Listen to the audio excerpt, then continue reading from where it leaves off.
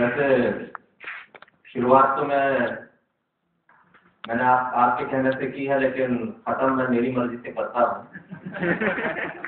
फिर भी अगर बहुत ज्यादा हो जाए तो मुझे इशारा करिए। कुछ छोटी कविताएं, कुछ बड़ी कविताएं, कुल मिला के शायद 5-7 मिनट में हो जाएगा। सोचा नहीं अच्छा बुरा, देखा सुना कुछ भी नहीं, मांगा खुदा से रात दिन तेरे सिवा कुछ भी नहीं। देखा तुझे, सोचा तुझे, चाहा तुझे, पूजा तुझे, मेरी खता मेरी वफा, तेरी खता कुछ भी नहीं। बच्चन जी का राय सुनाता हूँ, मधुशाला। कुछ लोगों को लगता है कि उसमें मदिरा को महिमा मंडित किया है, लेकिन ऐसा नहीं है। वो एक बहुत दार्शनिक उनकी वो कविता है, और ये सब प्रतीक है, सिंबल है, जो मदिरा है या मधुशाला है। मधुशाला जाने को घर से चलता है पीने वाला, किस पथ से जाऊं असमंजस में है वह भोला भाला। अलग अलग पथ बतलाते सत्पर मैं यह बतलाता हूँ, राह पकड़ तू एक चला चल पा जाएगा मधुशाला। मेरे शव पर वह रोए वो जिसके आंसू में हाला, हाला यानी शराब। मेरे शव पर वह रोए वो जिसके आंसू में हाला, आह भरे वह जो वो सुरभित मदिरा पीकर मतवाला। वे मुझको कंधा दें जिनके पगमद डगमग करते हो, और जलूं उस ठौर जहां पर कभी रही हो मधुशाला। इसके बाद एक नज़म सुनाता हूँ जो मुझे बहुत पसंद है। जिनको दुनिया की निगाहों से छिपाए रखा, जिन्हें उम्र कलेजे से लगाए रखा, दीन जिनको जिन्हें ईमान बनाए रखा, तूने दुनिया की निगाहों से जो बचकर लिखे, साल मेरे नाम बराबर लिखे, कभी दिन में तो कभी रात में उठकर लिखे। तेरी खुशबू में बसे खत में जलाता कैसे, प्यार में डूबे हुए खत में जलाता कैसे, तेरे हाथों से लिखे खत में जलाता कैसे। तेरे खत आज मैं गंगा में बहा आया हूँ, आज बहते हुए पानी में लगा आया। बात निकलेगी तो फिर दूर तलक जाएगी, लोग बेवजह उदासी का सबब पूछेंगे, ये भी पूछेंगे कि तुम इतनी परेशान क्यों हो। उंगलियां उठेंगी सूखे हुए बालों की तरफ, एक नजर देखेंगे बीते हुए सालों की तरफ। चूड़ियों पर भी कई तंज किए जाएंगे, कांपते हाथों पर फिक्रे कसे जाएंगे। लोग जालिम हैं, हर एक बात का ताना देंगे, बातों बातों में मेरा जिक्र भी ले आएंगे। उनकी बातों का जरा सा भी असर मत लेना, वरना चेहरे के तासुर से समझ जाएंगे। चाहे कुछ भी हो, चाहे कुछ भी हो, सवालात न करना उनसे, मेरे बारे में कोई बात न करना उनसे। बात निकलेगी तो फिर दूर तलक जाएगी। वर्षा ऋतू के पावसावर तुम्ही एक कविता सांगितली मी हिंदीमध्ये एक सांगत आहे। बाबा नागार्जुन की कविता है, बहुत सुंदर है। शायद आपको पूरी समझ में ना आए, लेकिन जो भी जितना भी आप समझेंगे बहुत आनंद आएगा। हिमालय में जब बारिश होती है तो उसका वर्णन किया है। अमर धवलगिरी के शिखरों पर बादल को गिरते देखा है, अमर धवलगिरी के शिखरों पर बादल को गिरते देखा है। छोटे छोटे मोती जैसे उसके शीतल तुहिन कणों को मान सरोवर के कमलों पर गिरते देखा है, बादल को गिरते देखा है। तुमने हिमालय के कंधों पर छोटी बड़ी कई झीलें हैं, जिनके श्यामल नील सरिल में समतल देशों से आकर पाव की उमस से आकुल तिक्त मधुर विस्तृत भोजते हंसों को गिरते देखा है, बादल को गिरते देखा है। ऋतु वसंत का सुप्रभात था, मंद मंद सा अली बह रहा, बादलों की मृदु किरणें थी, अगल बगल स्वर्णिम शिखर थे, एक दूसरे से विरहित हो अलग अलग रहकर ही जिनको सारी रात बितानी होती। निशा काल से फिर अभिशापित बेबस उस चकवा चकी का बंद हुआ क्रंदन थी उनमें। उस महान सरोवर के तीरे शैवालों की हरी दरी पर प्रणय कलश छिड़ते देखा है, बादल को गिरते देखा है।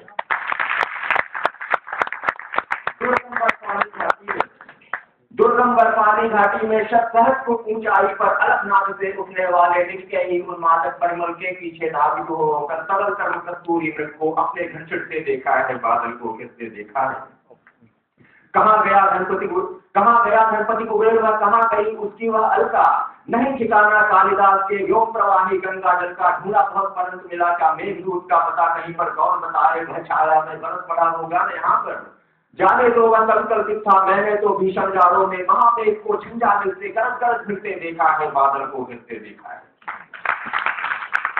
शत शत निर्जर निर्जरणी कल, शत शत निर्जर निर्जरणी कल माने हजारों नदियां और झरने जहाँ पे हैं उनका कल स्वर। शत शत निर्जर निर्जरणी कल मुख देवदार कानन में शोणित धवल मौज पत्रों से छाई हुई कुटी के भीतर रंग बिरंगे और सुगंधित फूलों से कुंतल को साजे, इंद्रनील की माला डाले शंख तरीके सुगढ़ गलों में, बालों में गोले लटकाए, उज्ज्वल लाल कमल वेणी में रक्त जटित मणिखचित कला में लोहित चंदन की चपदा पर पान पात द्राक्षा तो पूरित रखे सामने अपने अपने नरम निदान बाल कस्तूरी मृगशालों पर पलती मारे उन्मत्त किन्नर किन्नरियों की मृदुल मनोरम अंगुलियों को वंची पर फिरते देखा है, बादल को फिरते देखा। एक फारूक लुधियानवी की एक नज़म है, ये भी बहुत पसंद है मुझे, आपको भी अच्छी लगेगी। और फारसी शब्द थोड़े ज्यादा हैं लेकिन बहुत सुंदर भाव इसका बहुत अच्छा है। मार्क्सवादी थे वो, और कल्पना उन्होंने की है कि आगरे में एक प्रेमी और प्रेमिका है, वो बहुत अभिभूत है ताजमहल के ऊपर। प्रेमिका वो चाहती है कि शामों में जब मिला करें तो ताजमहल की प्रेमाई से नहीं मिला करें, लेकिन प्रेमी कहता है, बड़ा कट्टर मार्क्सवादी है, वो कहता है कि नहीं हम यहाँ नहीं मिलेंगे, क्योंकि उसने एडवर्टीजमेंट किया है अपने प्रेम का। प्रेम सबको होता है, बस उनके पास साधन नहीं होते उसका विज्ञापन करने के लिए। तो मुझे ऐसी जगह पे नहीं मिलना, कहीं और मिला करो। ताज तेरे लिए एक मजहर उल्फत ही सही, ताज तेरे लिए एक मजहर उल्फत ही सही, तुझे इस बात ये रंगीन से अकीदत ही सही, मेरी महबूब कहीं और मिला कर मुझसे। बज़्म शाही में गरीबों का गुजर क्या मानी, तब जिस राह पे हो सत्व के शाही के निशान, उस पे उल्फत भरी रूहों का सफर क्या मानी। मेरी महबूब पते पर्दा तशहीर वफा, तूने सतवत के निशानों को तो देखा होता, मुर्दा शाहों के मकाबल से बहलने वाली अपने तारीख मकानों को तो देखा होता। अनगिनत लोगों ने दुनिया में मोहब्बत की है, कौन कहता है कि सादिक न थे जज्बे उनके, लेकिन उनके लिए तशहीर का सामान नहीं, क्योंकि वो लोग भी अपनी ही तरह मुखलिस थे। ये इमारत तो मकाबिर, ये फतीले, ये हिसार, मुतलकुल हुक्म शहनशाहों की अजमत के सुतून, दामने दर पे उस रंग की गुलकारी है जिसमें शामिल है तेरे और मेरे अजदाद का खून। मेरी महबूब उन्हें भी तो मोहब्बत होगी जिनकी सन्नाई ने बख्शी है इसे शक्ल जमील, उनके प्यारों के मकाबिल रहे बेनाम नमूद, आज तक उन पे जलाई न किसी ने कंदील।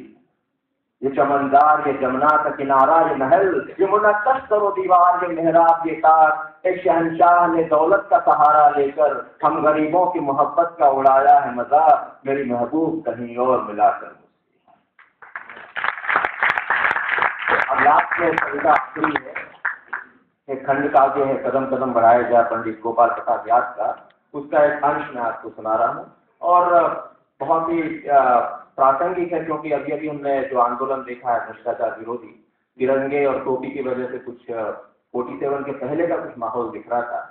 और भ्रष्टाचार के कई रूप होते हैं, इतिहास लेखन में भी होता है, बच्चों की किताबों में क्या पढ़ाया जाए इसके पीछे भी पॉलिटिक्स होती है। ICHR जो काउंसिल है इतिहास के लिए, वो मार्क्सवादी सब भरे हुए हैं, पटेल और सुभाष चंद्र बोस, शास्त्री जैसे लोगों को उनकी वाजिब जगह नहीं मिली है। इंडिया में हर सड़क, हर यूनिवर्सिटी और हर चौराहा जो है कुछ गिने चुने लोगों के नाम पे।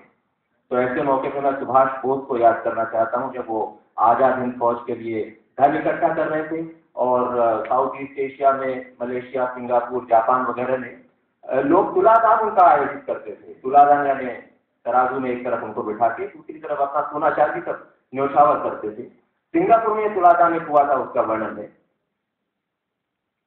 देखा पूरब में आज सुबह एक नई रोशनी फूटी थी, एक नई किरण ले नया संदेशा अपनी बाण की छूटी थी, एक नई हवा ले नया राग कुछ गुनगुन करती आती थी, आजाद परिंदों की टोली एक नई दिशा को जाती थी, एक नई कली चटकी इस दिन रौनक उपवन में आई थी, एक नया जोश, एक नई ताजगी हर चेहरे पर छाई थी। नेताजी का था जन्म दिवस, उल्लास में आज समाता था, सिंगापुर का कोना कोना मस्ती में भीगा जाता था। हर गली हाट चौराहे पर जनता ने द्वार सजाए थे, हर घर में बंधनवार खुशी के बांधे गए बंधाए थे। पंजाबी वीर रमणियों ने बदले तलवार पुराने थे नए दुपट्टे नई खुशी में गाए नए तराने थे। वे गोल बांधकर बैठ गई, ढोलक मंजीर बजाती थी, हीर रांझा को छोड़ आज वे गीत पठानी गाती थी। गुजराती बहनें खड़ी हुई गरबा की नई तैयारी में, मानो वसंत आया हो जो सिंगापुर की फुलवारी में। महाराष्ट्र नंदिनी बहनों ने एक तारा आज बजाया था, स्वामी समर्थ के शब्दों को गीतों में गति गाया था।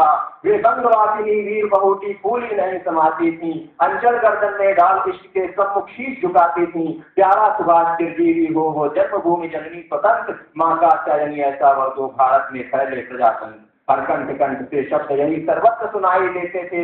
सिंगापुर के नरनारी आज उल्लसित दिखाई देते थे। उस दिन सारे सिंगापुर में स्वागत की नई तैयारी थी।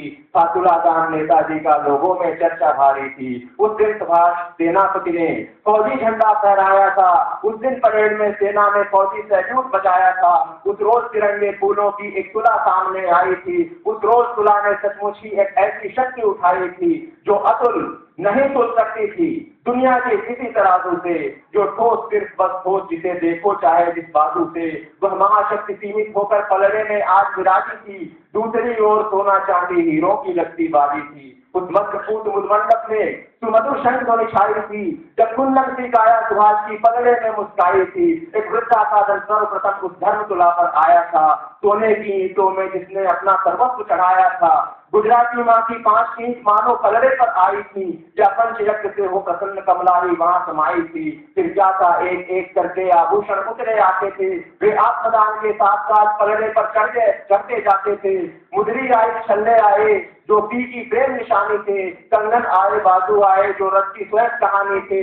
आ गया हार ने जीत स्वयं, माला ने बंधन छोड़ा था। ललनाओं ने परवशता की जंजीरों को दर तोड़ा था। लोगों ने अपना धन सर्वत पलड़े पर आग चढ़ाया था, पर वजन अभी पूरा न हुआ, कांटा बीच में आया था।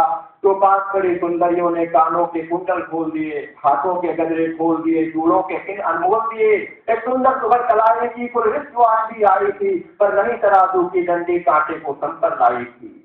कोने में कभी सिसकियों की देखा आवाज सुनाई दी। कप्तान लक्ष्मी लिए एक तरुणी को साथ दिखाई दी। कैप्टन लक्ष्मी सहगल। कोने में कभी सिसकियों की देखा आवाज सुनाई दी। कप्तान लक्ष्मी लिए एक तरुणी को साथ दिखाई दी। उसका चूड़ा था खुला हुआ, आंखें सूजी थी लाल लाल। उसके पति को युद्धस्थल में कल निकल गया था कठिन काल। महिला के कंपित हाथों से पलड़े में शीश फूल आया। सौभाग्य चिन्ह के आते ही कांटा सहना कुछ फर्राया, पर पलड़ा अभी अधूरा था। सौभाग्य चिन्ह को पाकर भी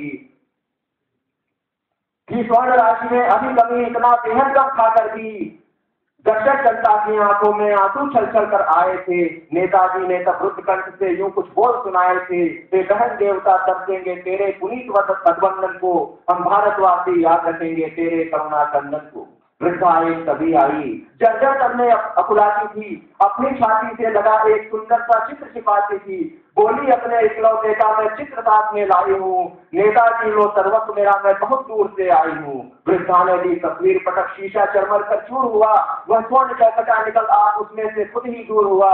वह क्रुद्ध सिंह नीति बोली, बेटे ने फांसी खाई थी, पर उसने माँ के दूध को कालिक नहीं लगाई थी। हाँ इतना गम है, अगर कहीं यदि और पुत्र भी पाती में तो उनको भी अपनी भारत माता की भेंट चढ़ाती मैं। इन शब्दों के ही साथ साथ चौकटा तुला पर आया था।